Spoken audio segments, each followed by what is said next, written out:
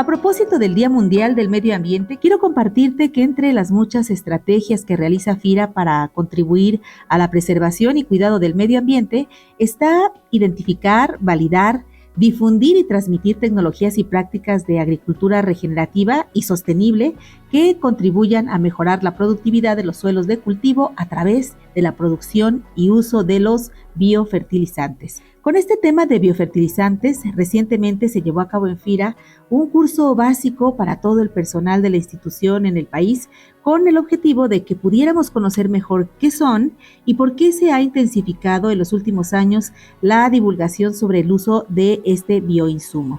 Y por supuesto que si tú eres ingeniero, ingeniera agrícola o estás relacionada a las actividades del sector, pues ya lo debes saber, pero como en todo, existen muchas verdades y mitos en relación a su uso y efectividad. Y la idea es que en esta cápsula técnica del podcast podamos compartirte algunas definiciones básicas y conocimientos sobre los beneficios de los biofertilizantes.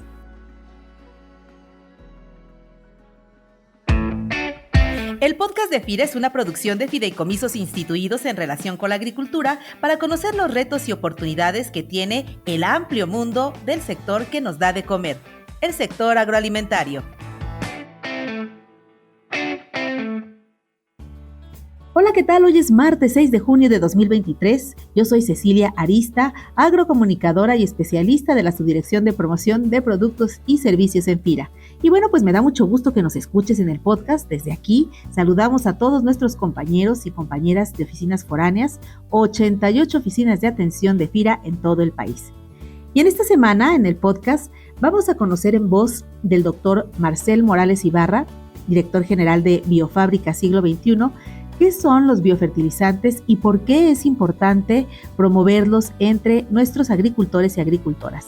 Te platico que Biofábrica Siglo XXI es una empresa ubicada en Xochitepec, en el estado de Morelos, y cuenta con 20 años de experiencia en la producción de bioinsumos, así como en la validación y divulgación de tecnologías de producción agrícola regenerativa y sostenible, como son los biofertilizantes. Biofábrica tiene además con FIRA una alianza tecnológica para la difusión de estas tecnologías con nuestros centros de desarrollo tecnológico de FIRA. Por cierto que si tú que nos escuchas no conoces qué son los centros de desarrollo tecnológico de FIRA, bueno, pues te invito a que entres a nuestra página www.fira.go.mx, diagonal N mayúscula, D de dedo, diagonal CDTS, acerca.jsp, que es donde vas a encontrar información de nuestros centros de desarrollo tecnológico. Todos ellos tienen información de prácticas de agricultura de conservación y regenerativas que puedes conocer incluso desde la misma experiencia de productores que ya las realizan. Te recomiendo entrar al sitio www.fira.go.mx, diagonal N mayúscula, D de dedo, diagonal transferencia tecnología, .jsp, para que las difundas y las conozcas. Bueno, pues ahora sí, doctor Marcel Morales Ibarra, bienvenido a esta cápsula técnica del podcast de FIRA. ¿Y qué le parece si nos comparte primero, doctor, cuál es la importancia que tiene el uso de biofertilizantes en la producción alimentaria? Gracias. Bueno, yo primeramente quiero agradecer por la invitación a esta sesión. Necesitamos plantearnos algunas alternativas viables y deseables en el esquema de la producción de alimentos, que definitivamente tiene que tener una dinámica bastante acelerada en los últimos años, pero el gran tema no es tanto incrementar la producción de alimentos. Yo creo que el gran tema es cómo logramos incrementar la producción de alimentos, pero de una manera diferente. Y de una manera diferente significa precisamente ser más sustentables, incrementar productividad, sí, pero también ser más sustentables con el medio ambiente, con los recursos naturales. Y creo que la ciencia, la tecnología nos aporta esos elementos para poder plantearnos que haya estas alternativas, repito, viables y deseables para lograr incrementos de producción, incrementos de productividad y mayor sustentabilidad. Y ese es el caso y la importancia que tendrían los llamados biofertilizantes microbianos. Doctor, ¿por qué innovar hacia modelos de producción sustentable que transformen el actual modelo de la producción agrícola? Nosotros nos planteábamos la necesidad de innovar el modelo de producción incorporando tecnologías que, sin demérito de la producción y de la productividad, pudiéramos tener menos impacto en la parte ambiental. Particularmente nos planteábamos nosotros el tema del uso de la fertilización, el uso de los fertilizantes químicos. El planteamiento es de que ya hace varias décadas los fertilizantes químicos tienen un nivel de eficiencia bastante bajo, por lo cual el monto de los volúmenes que se integran a la producción agrícola cada vez son mayores para mantener los mismos resultados. Nosotros planteamos de que este es un problema de eficiencia de los fertilizantes que podemos incrementarla de manera significativa, vinculando o combinando la fertilización química con los biofertilizantes que nos permita reducir significativamente su uso. Bueno, si nosotros tomamos como referente, como paradigma de este modelo de producción a los fertilizantes químicos, que con mucho pues es el insumo más determinante en este esquema, nos damos cuenta de que este es un modelo altamente costoso que tiende cada vez más a tener costos más elevados, es un modelo ineficiente y es un modelo contaminante, muy contaminante. Pero pues no solamente es el insumo más caro, donde se impacta más la estructura de costos de producción agrícola, sino también es el insumo más ineficiente. Diversos análisis que se han realizado a nivel internacional nos hablan de que el nivel de eficiencia de los fertilizantes es del orden del un 20, un 30%, sean nitrogenados, sean fosfatados particularmente. O sea, el nivel de eficiencia es muy bajo. Cabe mencionar que, por ejemplo, el nivel de eficiencia de los fertilizantes en México a principios de los 70, cuando apenas empezaba el proceso masivo de incorporación de este insumo, este nivel de eficiencia se tiene registrado del orden del 80-90%. Es decir, el nivel de eficiencia se ha venido perdiendo en la medida que su mismo uso ha empobrecido los suelos. Un suelo sin vida microbiana, un suelo sin estructura de agregados, etcétera, es un suelo cada vez más ineficiente para el aprovechamiento de la fertilización química. En este momento andamos, repito, entre un 20-30%.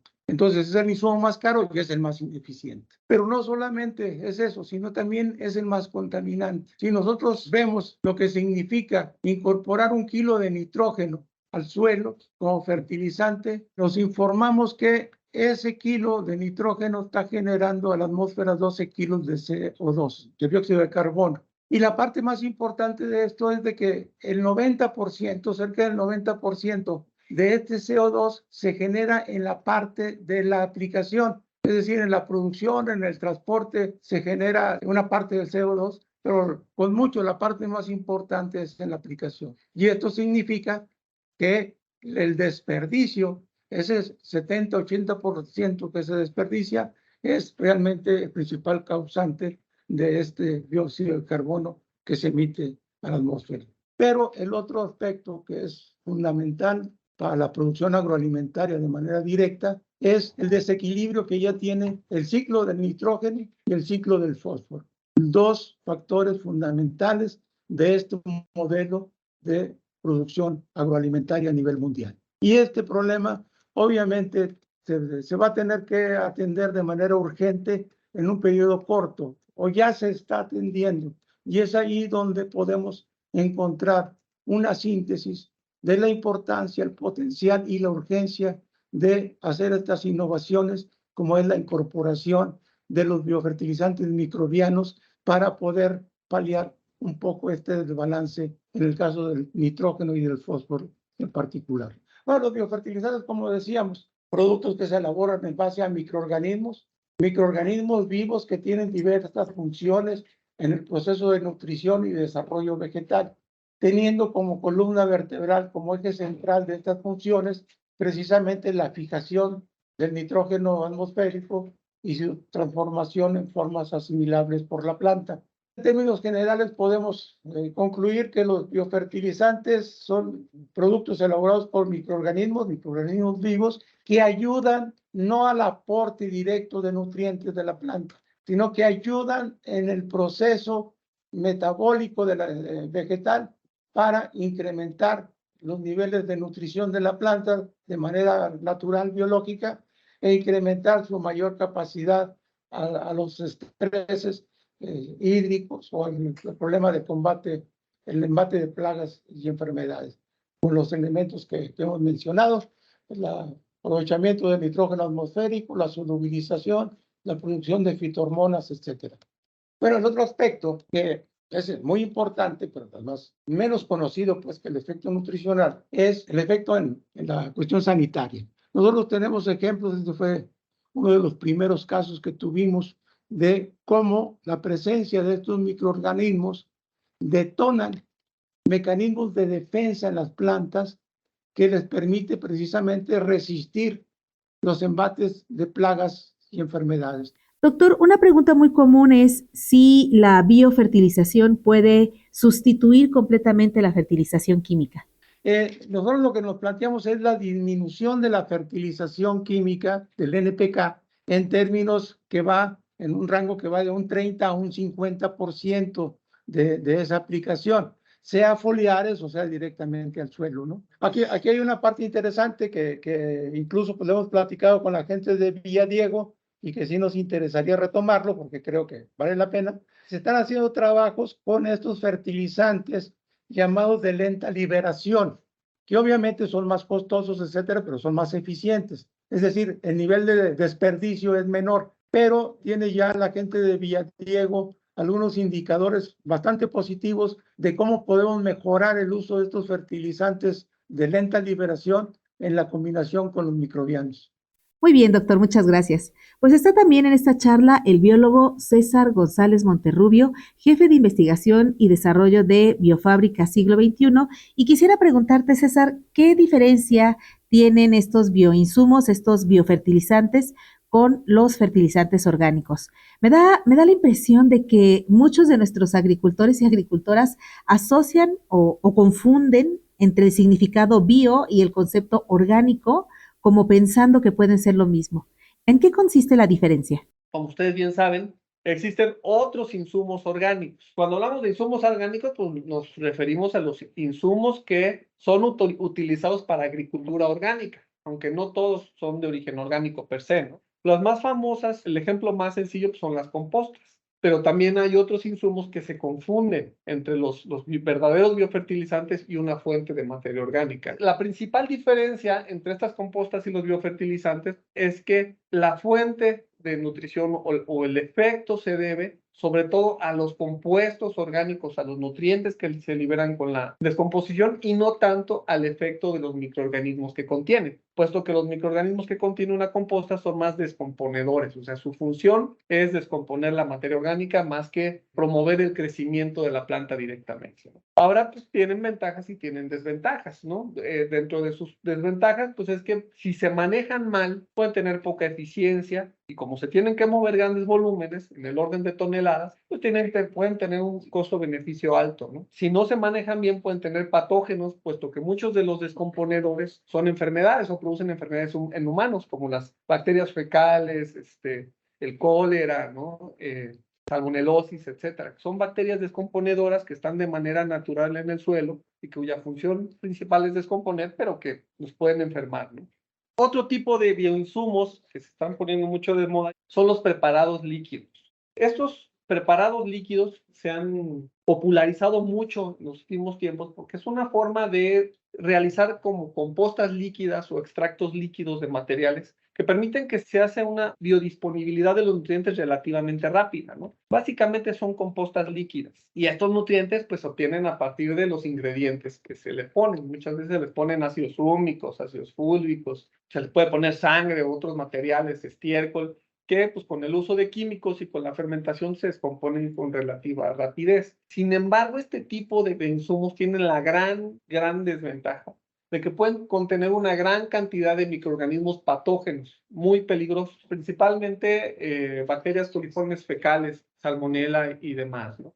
Entonces, a diferencia de una composta, cuando hacemos una composta, normalmente la temperatura sube por encima de los 60 a 70 grados centígrados, y esto ayuda a desinfectar un poco y a eliminar estos patógenos, pero con estos biopreparados, con estos líquidos, eso no sucede, ¿no? Entonces, son productos que pueden tener un altísimo riesgo.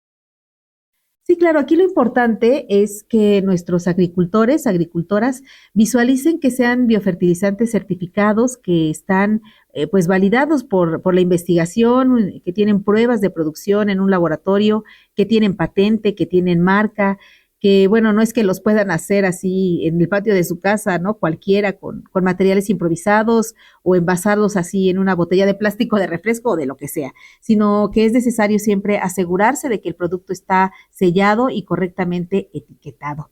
Ya hablaremos en otro podcast también de eso, del etiquetado. Solamente la biotecnología, y esta es una gran desventaja de los insumos microbianos, solamente con condiciones adecuadas y con el uso de tecnología se pueden elaborar estos microorganismos de forma segura, ¿no? Entonces, parte del proceso de investigación también requiere que busquemos cepas que son compatibles entre sí, como ya había mencionado, que no sean patógenas y además que sean muy, muy efectivas, ¿no?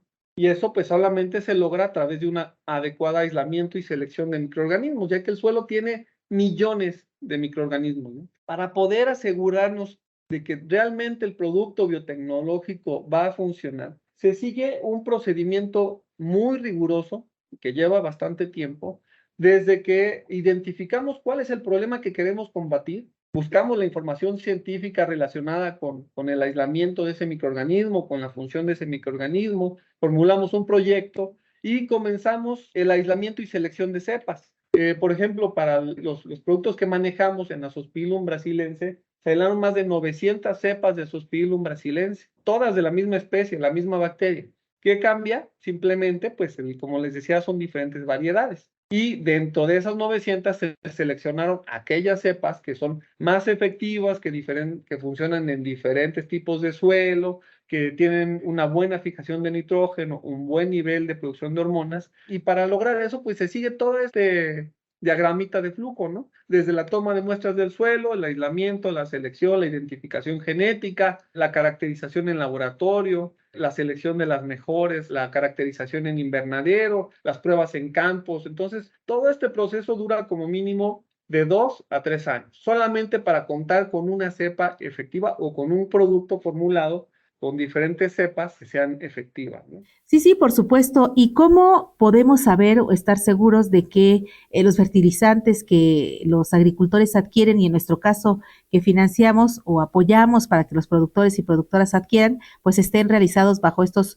protocolos de inocuidad y de eficiencia? Yo creo que ahí es importante el tema de los registros. Lo que tenemos ahorita a la mano como elemento protector es el registro de COFEPRIS. Sabemos que, bueno, que sí, no es fácil, las condiciones han complicado allá los tiempos de COFEPRIS, pero es importante ese tipo de registro. Eso es lo que tendríamos. De la otra forma, pues habría que hacer los análisis completos de cada uno de los productos, ¿no? Hay que apegarnos con lo que contamos. De acuerdo. Por cierto, al igual que la Liga de Acceso para conocer los centros de desarrollo tecnológico, te dejo en las notas también, en las notas del episodio, el link de acceso a la página de COFEPRIS. Finalmente está también en esta charla el ingeniero Joaquín Osornio, especialista del Centro de Desarrollo Tecnológico Villadiego, para compartirnos la validación de estas tecnologías que estamos haciendo. Así que cuéntanos, ingeniero, ¿qué estamos haciendo en FIRA a través del CDT Villadiego y de todos los CDTs para poder apoyar a nuestros acreditados y productores